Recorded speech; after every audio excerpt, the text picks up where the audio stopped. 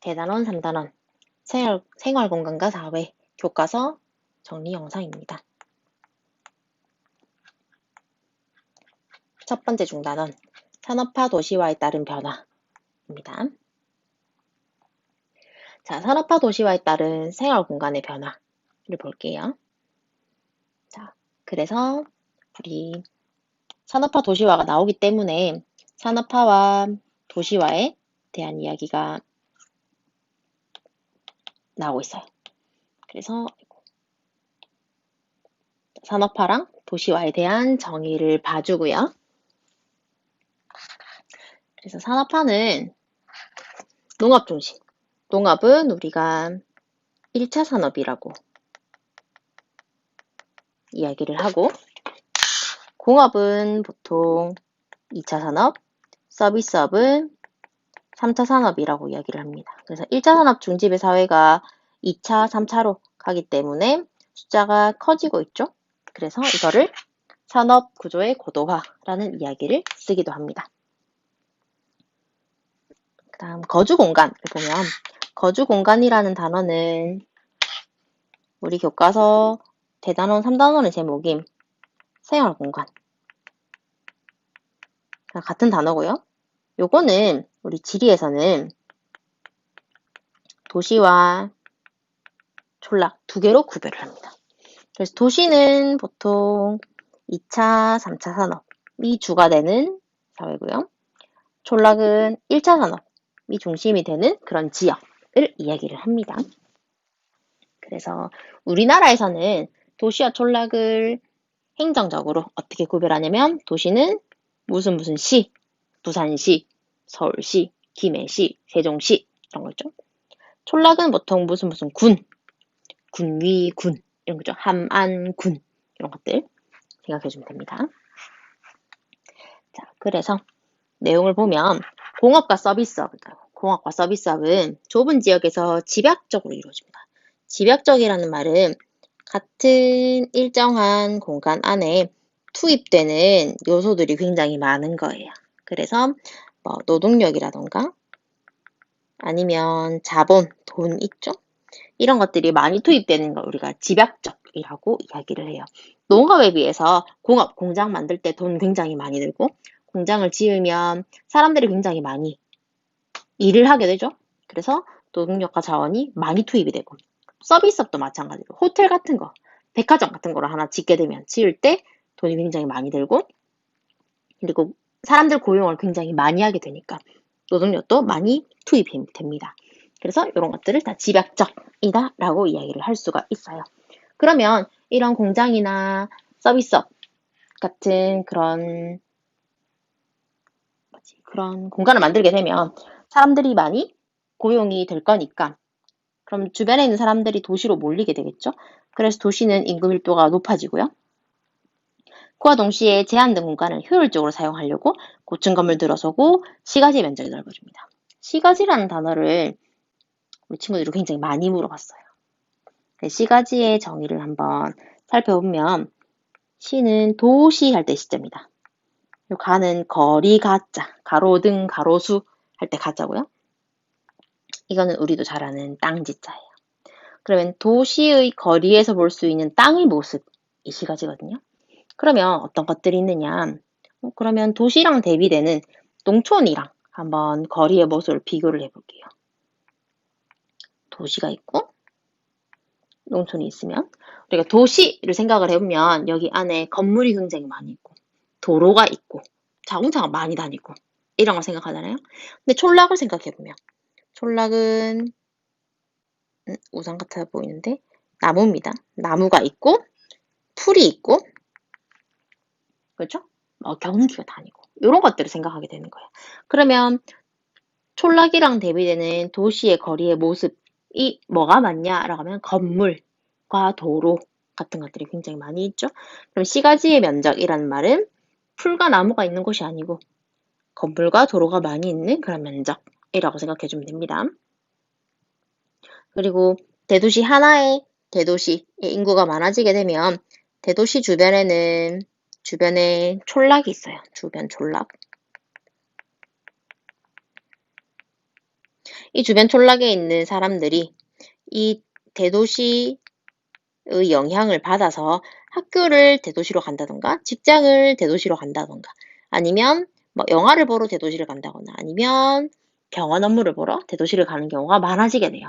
그러면 이 대도시 영향이 주변 촌락에 미친다 라고 이야기를 하게 되고 그럼 얘네가 하나의 생활권, 사람들이 왔다 갔다 할 수 있는 그런 생활권으로 묶이게 됩니다. 그래서 대도시권이 형성되게 되고요. 그러면은 이제 이 주변 촌락에는 도시의 주택 부족 문제를 해결하기 위해서 대규모 주택단지, 우리도 양산 신도시 이런 것들 있죠. 그런 것들이나 공업지역, 공장지역들이 형성되는 등 도시적인 경관이 나타나게 됩니다. 생활환경은 지가지 건물과 도로가 많아지면서 녹지 면적이 당연히 감소하게 되겠죠. 그래서 도시 표면이 콘크리트나 아스팔트로 덮이게 되면서 빗물의 토양의 빗물 흡수 능력이 저하됨에 따라서 홍수 발생 위험은 굉장히 증가하게 돼요. 그래서 우리 며칠 전에 부산에서 물난리가 한번 났었죠. 이런 것도 영향이 있는 겁니다. 또한 좁은 면적에 사람이 많고 이런 사람들이 경제활동을 추구하다 보니까 오염물질도 많이 발생하게 되어서 생활환경이 악화되기도 합니다.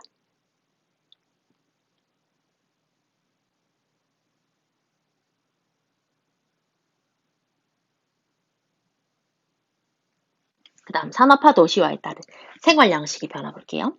자, 이 단어에서 도시성이라는 개념이 나와요. 도시성은 선생님이 우리 도시 여자, 촌락 여자 이야기 선생님 한 번 했었죠? 그래서 도시성은 도시적 생활 양식, 그치? 또는 도시 문화, 다 같은 말이고요. 촌락과 구별되는 독특한 생활 양식이고, 이런 도시성의 내용을 보면 사람들이 굉장히 이질적입니다. 이질적이라는 단어도 친구들이 많이 물어봤어요. 얘의 반대 개념은 동질성입니다. 단어 뜻을 살펴보면 이거는 다르다 할 때 이 자고요. 이건 같다 할 때 동자예요. 이건 성질할 때 질자고요. 그러면 옛날 사람들은 굉장히 동질성을 가지고 있었습니다. 옛날에는 사람들이 내가 농사를 지으면 우리 지역은 농촌 지역이기 때문에 앞집도 농사를 짓고 뒷집도 농사를 짓고 건너편 마을도 다 농사를 지었어요. 그리고 우리 집이 옛날에 부산처럼 어촌이었으면 내가 생선을 잡으면 우리 옆집도 생선을 잡고 뒷집도 생선을 잡는 그런 어촌 마을이었단 말이에요. 그런데 지금 현대의 도시에 사는 사람들은 뭐 선생님은 학생을 가르치는 일을 하지만 선생님 옆집 사람은 뭘 하는지 몰라요. 뭐 공장에 나갈 수도 있고요. 또 선생님 앞집 사람은 뭐 누군지는 모르겠지만 뭐 백화점 같은 데 일을 할 수도 있는 거예요. 그래서 사람들이 다 다른 성질들을, 다 다른 직업들을 가지고 있다라고 생각해 주면 됩니다.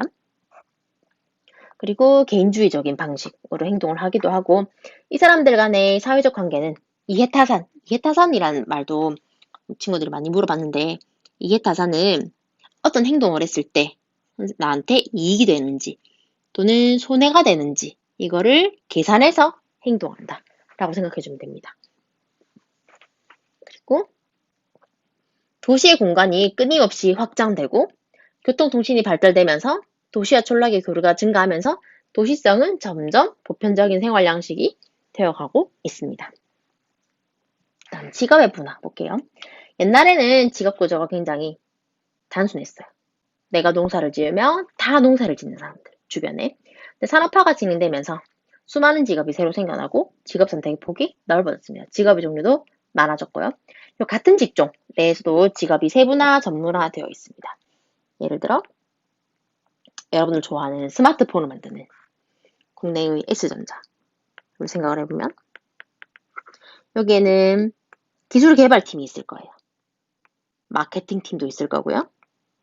제품 디자인 팀도 있을 거예요. 여러 개로 이제 세분화, 전문화 되어져 있고요. 이렇게 직업이 분화되는 과정에서 옛날에는 하나의 기업에서 이 모든 걸 다 했지만 이제는 세분화되어져 있기, 나눠져 있기 때문에 사람들이 그 특정한 마케팅 또는 특정한 제품 디자인에만 집중을 할 수 있게 되는 거예요. 그래서 작업 능률과 생산성이 높아지게 되는 겁니다.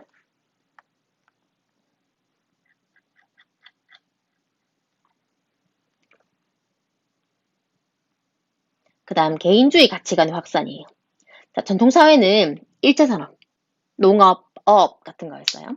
이런 것들을 기반으로 하는 사회였고, 개인보다는, 옛날에는 전통사회는 개인보다는 내가 속한 사회나 집단이 좀 더 강조됐고, 나의 자유보다는 사회 공동체에 대한 의무가 좀 더 중요시됐어요. 그런데 산업화를 겪게 되면서 서로 다른 성질을, 서로 다른 특성을 가진 사람들이 도시로 모이게 되는 거죠. 그래서 인간관계의 모습이 변했어요. 그래서 지금은 집단보다는 개인의 정체성, 집단의 목표보다는 개인의 목표가 좀 더 중요시 되는 개인주의 가치관이 퍼지게 되고요. 근데 이 개인주의는 이기주의랑은 완전 다른 겁니다. 그래서 개인의 존엄성과 자율성을 중요시하고 공동체와 조화를 이룬다라는 특징이 있습니다. 그 다음, 산업화 도시화에 따른 문제점과 해결 방안이에요. 산업화가 되면서 산업화 이후에는 도시에 사는 사람들의 수가 계속 늘어나고 있어요. 그래서 세계의 절반 이상이 도시에 거주를 하고 있는데, 도시에는 사람들이 계속 증가를 하는데, 이 증가하는 이유, 인구를 수용할 수 있는 도시 기반 시설이라는 건 여기 나와 있죠. 도로나 철도나 뭐 이런 것들 이야기를 합니다. 제대로 확충되지 않아서 일자리가 부족하고 주택 문제, 교통 문제, 환경 문제, 범죄나 실업 같은 도시 문제가 발생을 하게 돼요. 이런 도시 문제를 해결하기 위해서 도시 문제의 가장 근본적인 원인은, 도시 문제의 근본적인 원인은 타 지역에서 사람들이 너무 많이 와서 사람들이 너무 많이 이 도시 지역에 몰려 있기 때문이에요. 그러면 가장 좋은 해결책은 이 사람들이 다른 지역 가서 살면은 여기에 인구 밀도가 낮아지게 돼서 도시 문제가 줄어들게 되는 거죠. 그래서 도시의 기능적 일부를 시키거나 지방 도시를 육성해서 인구의 지방 정책을 유도하려고 하고요. 그리고 도로가 부족하면 도로를 좀 더 만들고, 주차장이 부족하면 주차장을 좀 더 만드는 그런 도시 기반 시설을 확충을 하기도 하고, 법을 좀 강화하기도 하고. 이렇게 하는 거는 다 정부가 하는 거고, 또 우리 개인적으로는 대중교통을 이용한다거나 환경오염 물질 배출을 최소화해서 분리수거를 잘한다거나 하는 노력을 기울일 수가 있게 되겠죠. 그러면서 도시적 생활 양식이 확대되면서 공동체의 결속력 약화, 공동체끼리 으쌰으쌰 협동을 하는 그런 게 좀 줄어들게 되고, 그리고 인간 소외 같은 문제들이 발생을 하게 됩니다. 인간 소외라는 건 인간이 풍요로운 생활을 하기 위해 만든 물질, 특히 돈이 거꾸로 인간을 지배하는 현상이에요. 그래서 가장 최근에 선생님이 뉴스로 봤던 거는 그 한 커플이 그 중학교 선배랑 같이 살면서 고문하고 학대하는 그런 사건들이 있었죠.